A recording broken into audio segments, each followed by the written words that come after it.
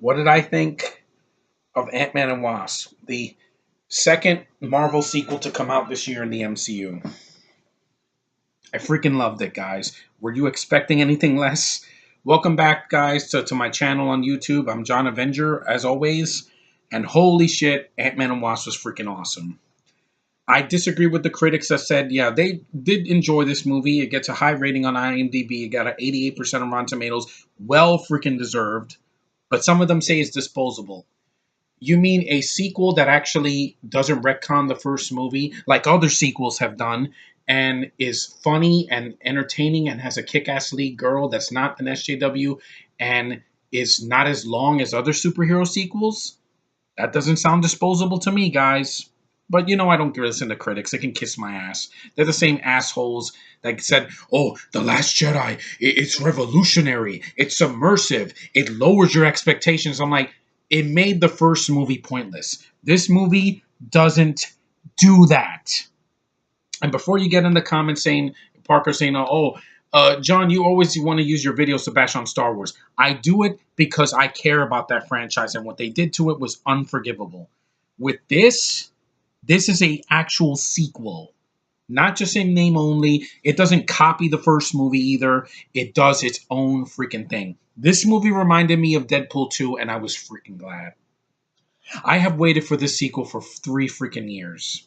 The last 3 years, you know how painful they've been for me on YouTube. Looking at these god-awful Disney Wars, Lucas list freaking bullshit movies, and being bored and being bombarded with these asshat producers and directors and writers and actresses from the UK that can't act. And I'll get to that in this movie. Oh my God, they're going to be a thrashing on that.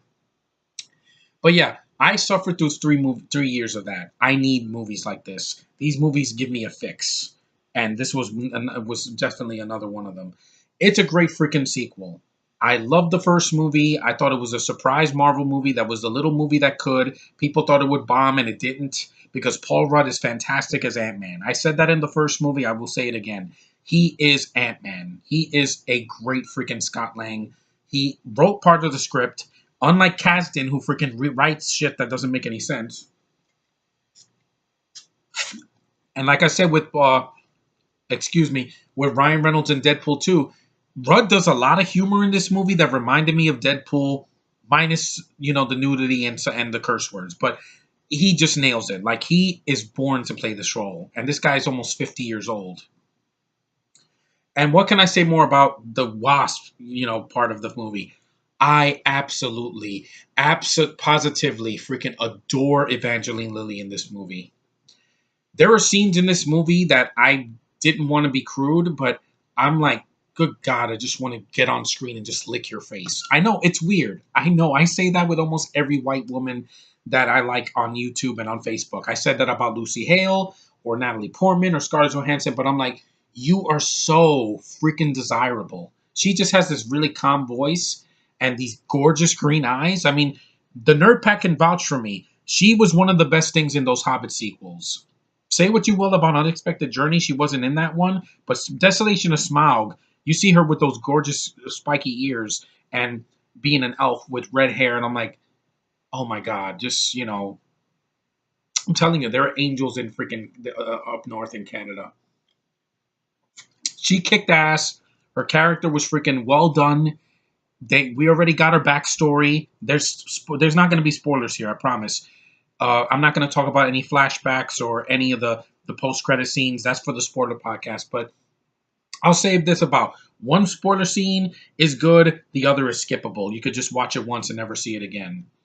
But back to Evangeline Lilly. She kicked ass as the Wasp. As soon as she gets the suit on, she is kicking guys' asses. She's flying. She's shooting things out of her wrist. She takes her helmet off a lot, but Lang does that a lot too.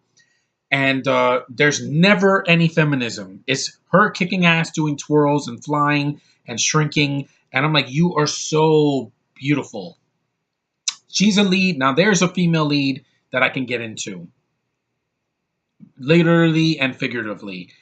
Also, Lawrence Fishburne was fine in the movie. He served his purpose. I'm going to say this one thing about him. He's not what he seems. Just let me tell you that. Michael Douglas still got it. The guy still can act. He was a great Hank Pym in the first movie. He's great here. He has a lot of comedic timing. The dude is funny. He's old, but unlike with Mark Hamill, they give him shit to do, and they don't kill him off. Winkety wink wink. If in the movie, I'm just gonna say that right now. Michelle Pfeiffer, it was good seeing her. I missed her. I haven't seen her in a superhero movie since Batman Returns. She nailed it. She's not in the film that much, but you guys know that from the trailers. But when she's on screen, she's electric, and she has something to say. Again, back to The Force Awakens. What happened? Mark Hamill says nothing at the end of that. He's just like,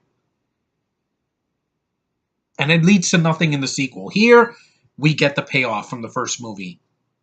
The film starts out basically with this is not a spoiler, a recap of what happened in the first movie. So if you didn't see the first movie, go back and see it. I would advise you, and see Civil War as well, because takes place right after Civil War. All the events that happen to Scott, they explain in the movie. And it's explained, Lucas Liss. It's explained. They don't retcon the movie saying, oh yeah, Scott never was in the freaking the raft at the end of Civil War. He never turned into Ant-Man. It was just a dream. No, they went for it. They kept the ball rolling. That's what a sequel is supposed to do. Who else is in it? Michael Pena, hilarious in the movie. I loved most of the jokes he gave. He has energy. He's not phoning it in, and he's a comic relief that isn't a SJW robot or a freaking a black guy that's British that's trying to be funny and trying to be like Eddie Murphy, who he's not. I'm sorry. That goes for you too, Kevin Hart and freaking Jermaine, because you're not funny. I'm sorry. You going, it's not funny. Michael Pena's funny. When you give him a good script, he can work wonders. The Russian guy from the first movie, I liked him, and the black guy, they came back. It was fun to see them again. I missed these characters. I did not wait 3 years to be disappointed, and I was not. Damn it. With The Force Awakens, I was. You brought back characters I loved, and you killed them off, and you make them into a joke, and you treat them like they're old shit, and that's not what I wanted. I want a sequel that respects the first freaking movie. Fuck you, Lucasfilm. Fuck you. This is how you do it. Marvel has done it great for 10 freaking years. Yes, they make mistakes. Some of the casting from the villains has been a mistake since, like, Iron Man 3. Okay? I'm not going to say that some of the casting, but the leads always kick ass.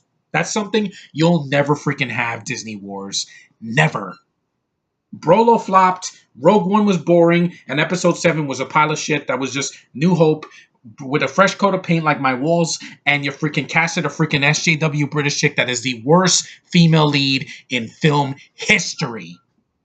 So, fuck those movies, and fuck Episode 9, too. I'm sorry, Sean Parker and Tevye. I'm done with that. I want Marvel to lead the way. I want to see more women kicking ass in the right way. Not, let's make it all about them and let the guy look like shit. No. Wasp has her moments to shine, and so does Ant-Man. They both have equal screen time, and they kick ass. There was one cast member in this movie, though, that I will strike at the freaking heart, because I couldn't freaking stand her in the movie. Yes, she was in The Force Awakens. I didn't like her then as a First Order officer. She sucked then, and she sucks now, and she's on Game of Thrones. Fuck that show. May it burn in hell next year when it's over. And that is Hannah John Kamen as the Ghost.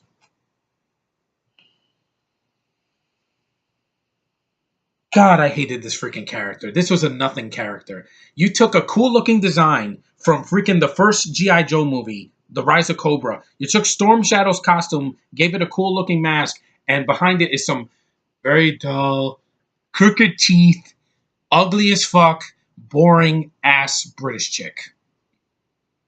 And that's your villain in the movie.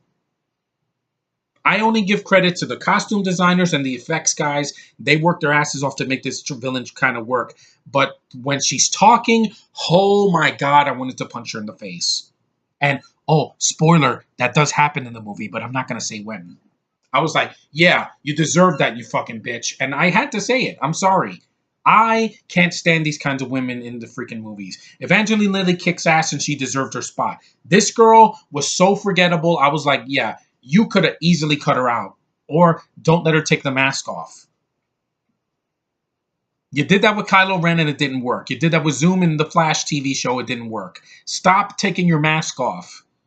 We don't care what you look like. We don't care who the bitch behind the mask is. We cared about Wasp before she had the costume and even afterwards. Here, this villain takes a nap to recharge and doesn't threaten nothing. You want to see a good female villain? See Thor Ragnarok. My friend has issues with that, but Hela was not the problem with that movie. She was a badass. Kate Blanchett has acting chops. She won a freaking Oscar, for crying out loud. This girl couldn't freaking win an Oscar if they gave it to her while she was in a coma.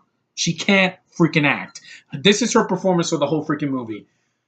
Fix me. Fix me. I can't do this.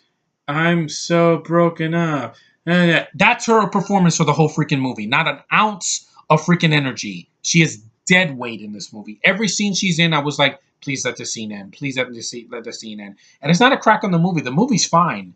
This is the one flaw I can't defend. Fuck you, Hannah. You are not Miley Cyrus. She has more freaking energy in her face than you have in your entire body. Dead eyes, crooked teeth, freaking deadpan, has no sexuality whatsoever, nothing. There is nothing sexy about Ava in this movie. Yeah, that's her name, Ava. That's all I'm going to say. Fuck that character. I hated that character. The last thing Ant-Man needed was a villain that's as lame as... I didn't like the villain in the first movie, but at least that actor was good, and he wasn't some freaking deadpan British chick. And this is the worst villain since I saw the villain in the first Deadpool. What's my name? Fuck you, you freaking English cracker. I'm sick of you people. You need to go back where you belong. When Daisy Ridley's career is dead next year, I'm going to be so freaking glad. Because we don't need these people poisoning our freaking cinemas. This is America, damn it. Stay in your country and get out of our faces. That's why this has a mostly American cast. Because they kick ass. Except for Evangeline Lilly. But good God, is she so gorgeous. It makes me forget about that ghost face killer. Yeah, she's awesome. Paul Rudd's awesome. Michael Pena's awesome. Hank Pym, freaking Michael Douglas is awesome. That cast from the first movie worked. The little girl, she made my heart melt. Every scene she's in when she's bonding with her father, I buy it. It's emotion. It's human. It's real, baby. With this girl at the end, I didn't buy her freaking change. It was stupid. It comes out of nowhere, and I'm like, fuck you. I don't buy this. I bought Killmonger better in freaking Black Panther because his backstory was more tragic. Yours is generic as fuck. Ghost face. I'm just tired of these people. They ruin almost every movie that they're in. That's why Pacific Rim 2 sucked. Tevye wasn't buying it. That's why freaking other movies have sucked. Like Valerian. This villain reminded me of the villain in freaking Suicide Squad. A deadpan, ugly, freaking useless freaking villain with horrible... Well, her had horrible effects. This one, the effects are fine. The ghost imagery is fine. When she's touching people and she can't feel them, I get that. Okay, I like the effects. The effects in this movie are great. But your performance is ass, Hannah. It's ass. And this is not a rant on the movie. I love this movie. But fuck that girl. Fuck the villain in Deadpool. And the second one. And freaking Daisy Ridley if she ever plays a villain. Because I'm sorry. Give me something threatening. I knew with Thanos, you couldn't get any better than that. You couldn't. If you tried. At least him, Brolin sold the hell out of that character. Without him, if it was some British chick with a shitty accent and crooked teeth, or big beard teeth like freaking Felicity Jones, it would have just killed the movie for me. Here, I'm like, you suck, but you're not in the film that much. So the joke's on you, Hannah. The freaking joke's on you. And that's the last thing I'm going to say about her. Fuck that bitch. I'm sorry, Josh, you're into her. I'm not into British chicks, okay? Their accents just suck my soul. She was worse than the Dementors in Harry Potter. That's what she felt like. Her accent is sucking me dry. That's her. But you suck me dry no more, Hannah. You'll never be in another Marvel movie. Thank God she's not in Captain Marvel or in freaking Avengers 4, because I don't need that. We have enough women. We're good.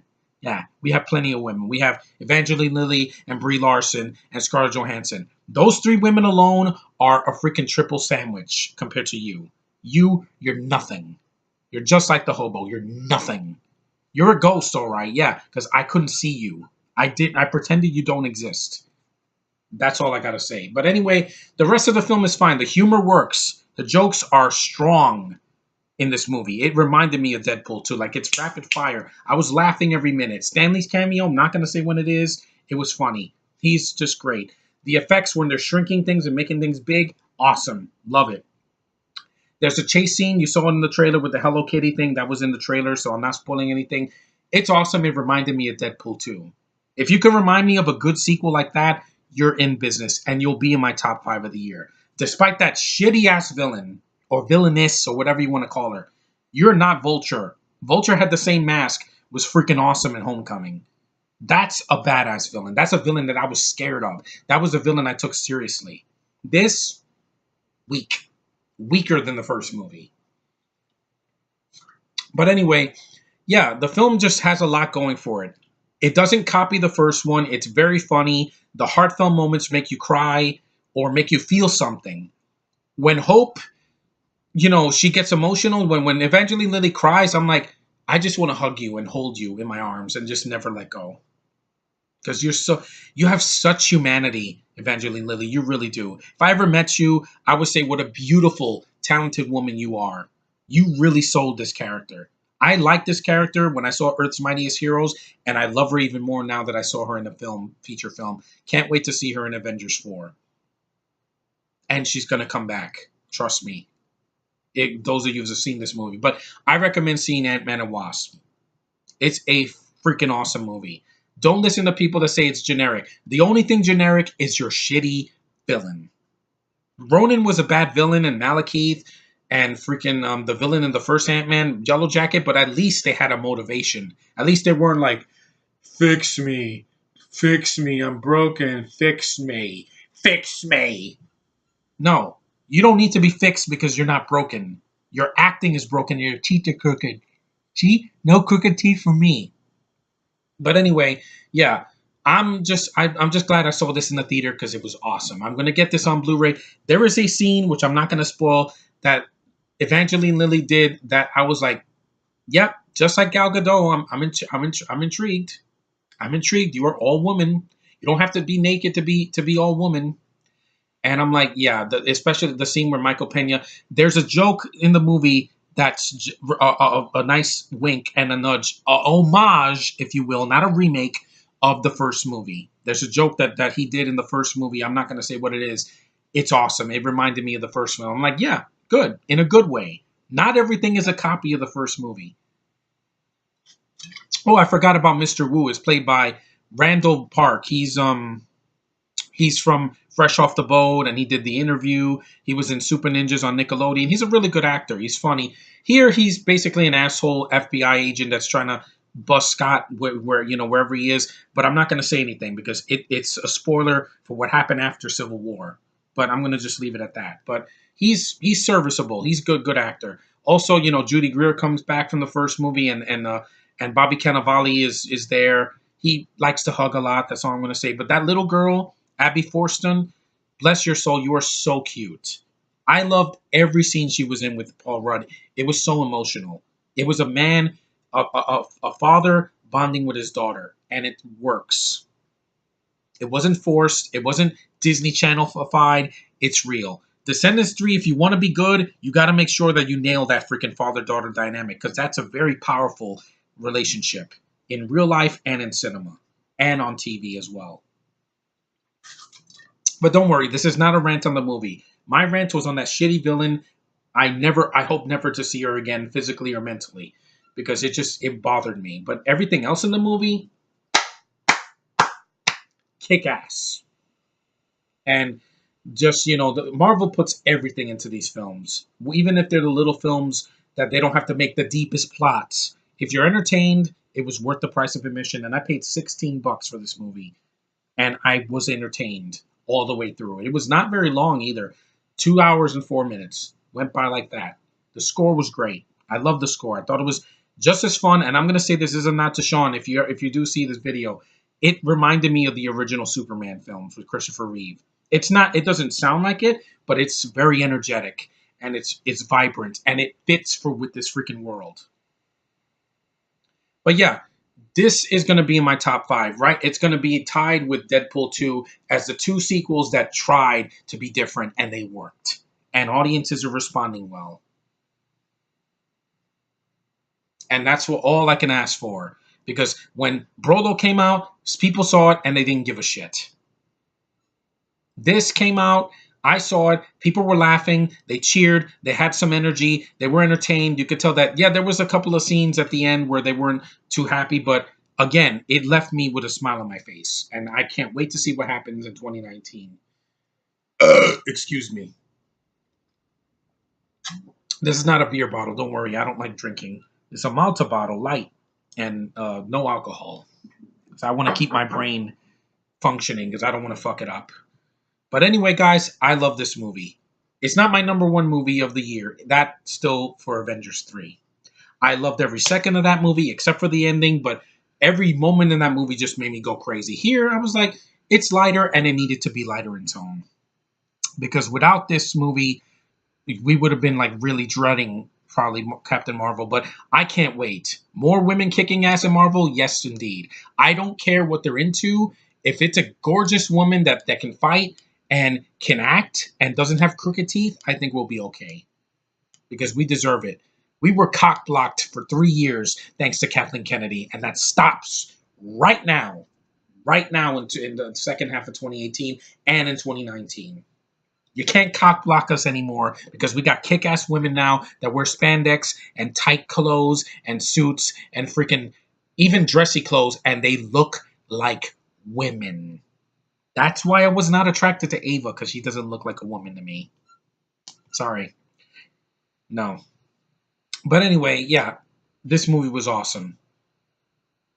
If you want to leave any comments, if you saw the film, give me a thumbs up. Like this, share this on Facebook and Twitter and everything. This movie it didn't disappoint me.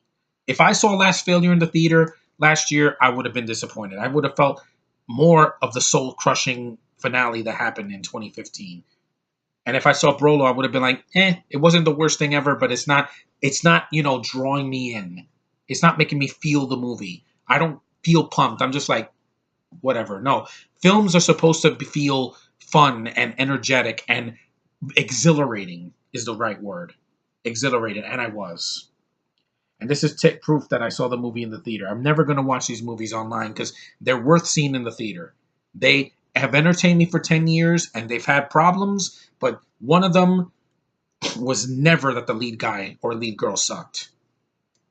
Because they always have supporting cast to back them up, and this has a lot of support. It really does. Michael Pena and freaking Michelle Pfeiffer for a small scene she's in, Lawrence Fishburne, and the Russian guy and the black guy, and also Michael Douglas. Just, great freaking cast. -1. But hey, there's always a flaw in some of these sequels. But anyway, I've really enjoyed Ant-Man and Wasp.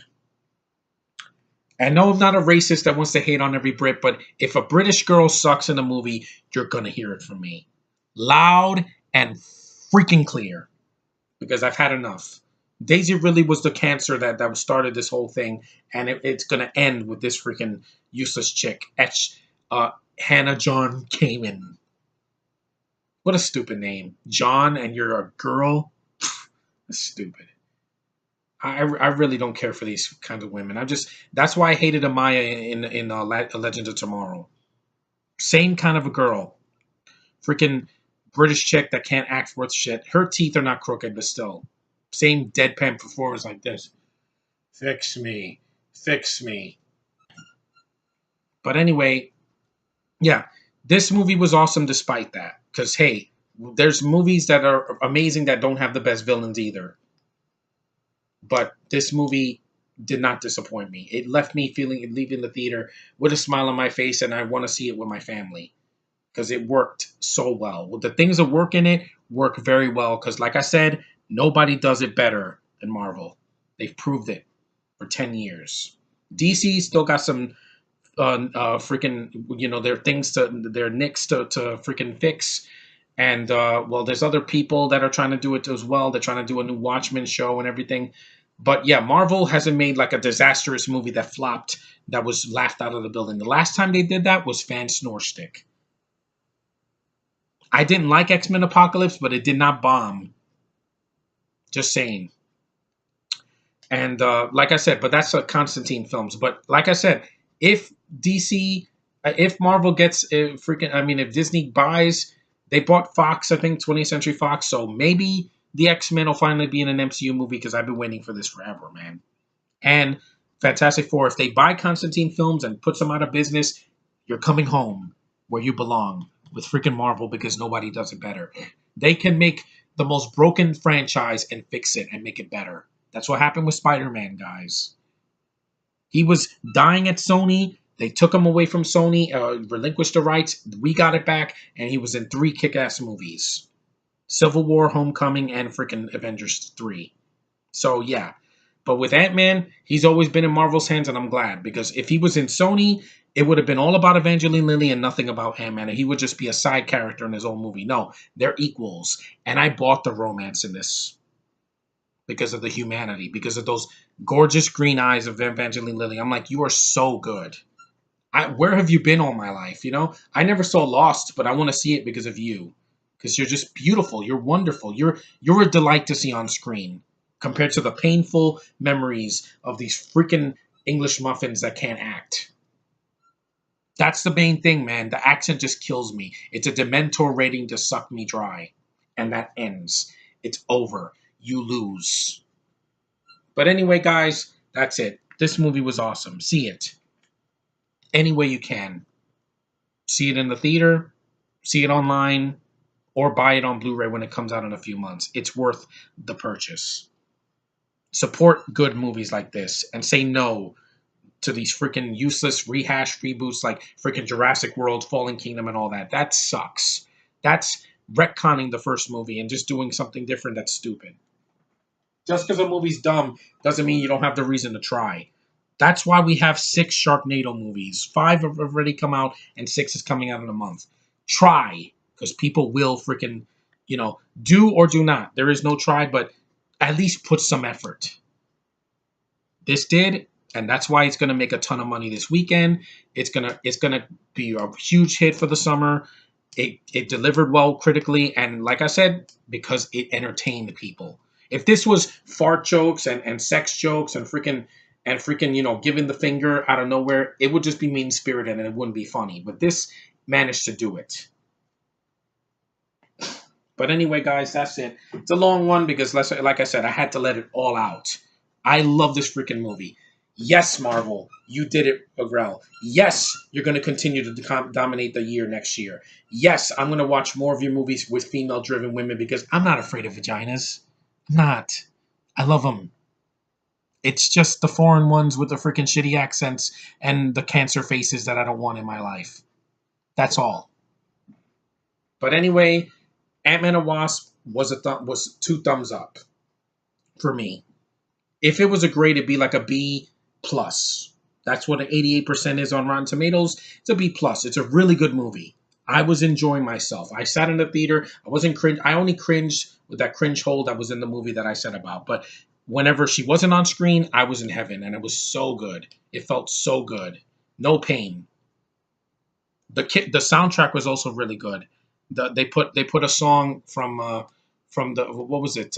It was in the second Dire Wimpy Kid movie, and it was in an extremely goofy movie, movie, and yeah, it made me smile because I recognize the song. I think it's from the Partridge Family. It made me smile.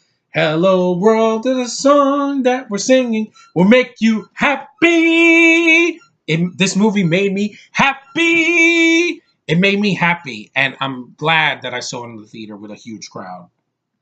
Marvel makes me happy, guys. There's nothing else I can say. DC, maybe you'll get your chance with Wonder Woman 84 and Flash. I'm pulling for you. Just try. Don't treat the audiences like we're stupid. And stop interfering with directors' visions. Peyton Reed did a great job. I love the first movie. I really enjoy Bring It On. The guy knows what he's doing. And this is all his movie. He didn't fuck it up like Ryan Johnston. No. He did it his own thing without Edgar Wright's, vision at first. But I would have liked to have seen Edgar Wright's version of the original Ant-Man, just as a curiosity. He couldn't have done any worse than what Ryan did last year. Fuck that guy and his shitty trilogy that's not gonna ever be made. But anyway, yeah, Ant-Man and Wasp kicked ass. Evangeline Lilly, you rock. I love you, girl. You are beautiful. You're only a few years older than me, and that's so hot. When a woman is older than me, it makes me attracted to them even more. Yeah. But I'll leave you guys with that. Enjoy this video. It's 30 minutes. But hey, Marvel deserves all my time this year for the good that they do. With every Venom that we get, we'll get another freaking MCU movie that right around the corner that's going to make me smile and laugh and enjoy myself and have beautiful women that are not afraid to be sexy. That's what I want from my female badasses. Leave you guys with that. Take care.